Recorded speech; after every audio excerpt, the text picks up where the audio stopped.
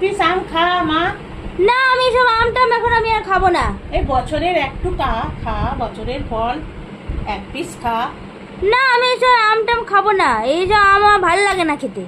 তুমি লিচু দাও, আম খাবো না। তুই খেয়ে দেখ। না না না তুমি যাও, না আমি খাবো না। একটা লিচু আম খা। না লিচু দাও, আম দেবে না। আম কেন দাও আমাকে? এতগুলো আম, আমি আম খাই।